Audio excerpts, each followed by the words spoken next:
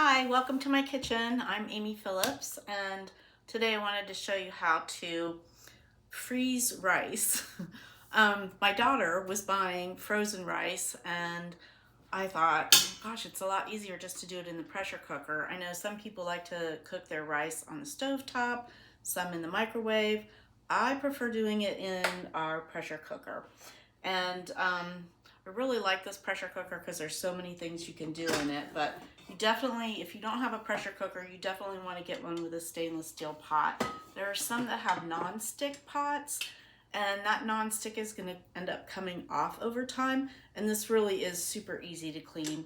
It can go in the dishwasher, but I usually just hand wash it.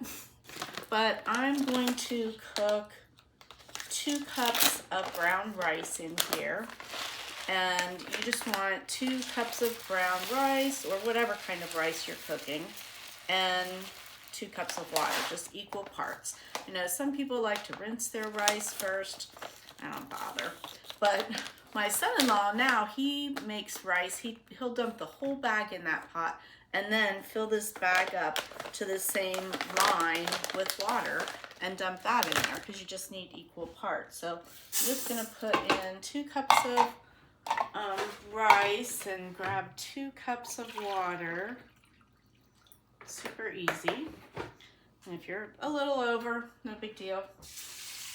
And you don't even have to really mix it up or anything like that. If you wanted to, you could add some herbs, or I know if you're doing Indian dishes, you could add some cinnamon or different things like that. This is our lid. I do like how the lid will set right on the edge here. If you want to, on either side, it can just, it's got a little insert where you can set it in there. But you just put this lid on here kind of at an angle, turn it so it's closed, and then you turn this dial.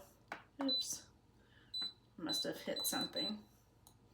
Oh, I think I have to reset it. It does have an on-off switch, which makes it handy. I already did a batch of rice in here, which I'm going to show you.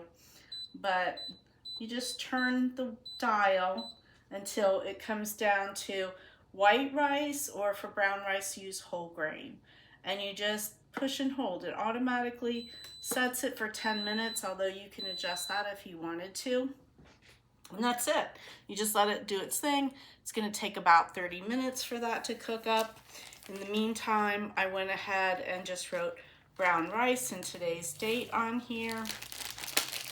And I cooked this rice, and it's just about cooled off. And we're just going to scoop it into this bag. And a lot of times, if I'm doing a larger amount of rice, I'll use a bigger freezer bag. But if you fold down the edges like that, it'll stand up a little easier, and you also won't get any food around the edges, which makes it easier when you go to seal it up. But I like the consistency that you get from the pressure cooker, and I love the fact that it's hands off. And if it beeps when it gets done and you're busy, it'll just keep warm in there for you, which is nice. I do a lot of recipes in the pressure cooker. Like, one of my favorites is the Mediterranean chicken and rice bowls. And when I'm making those, I use our little ceramic pot that you can get for the pressure cooker. So the ceramic pot comes with a silicone lid, and this is the cradle, and this just allows you to set it down on top of the rack. So you could, in the bottom of that stainless steel pot, put your chicken or whatever you're making, chicken, vegetables. You always want to cook with at least a half a cup of liquid or water, but I'll put the chicken and spinach and seasoning, and I can't remember all the other ingredients, in the pot. Then I'll set this on top of it. I'll fill this with usually a cup and a half or 2 of rice and water, or you can use chicken broth or vegetable broth or whatever kind of liquid you want. And then you put this silicone lid on there. And this has got a couple of vent holes in here so that the steam will come out of there. But you won't get all the liquid from the pressure cooker in there. And then you just use this pot to set on top of here, inside of there, and you're cooking your rice and your other recipe at the same time. So anyways, back to my rice. Okay, so you just want to get all of the air out of here that you can. And let me tilt this down just a little bit more. You want to flatten this out and get as much air out of there as possible.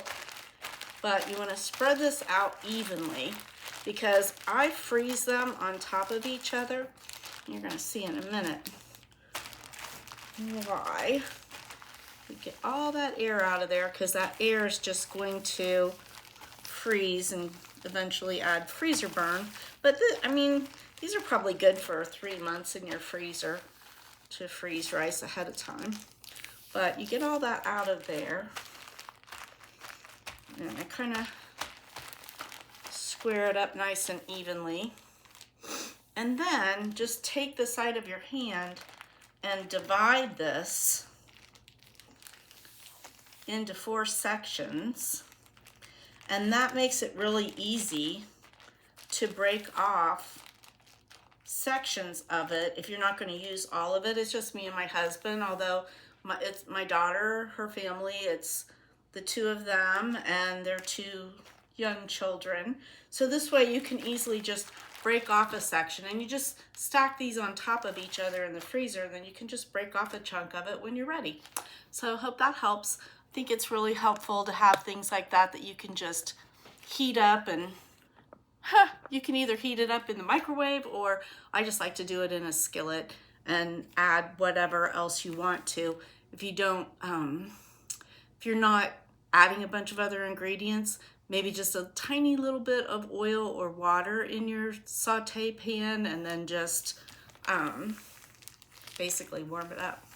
But that's it. I hope that tip helps you. Bye.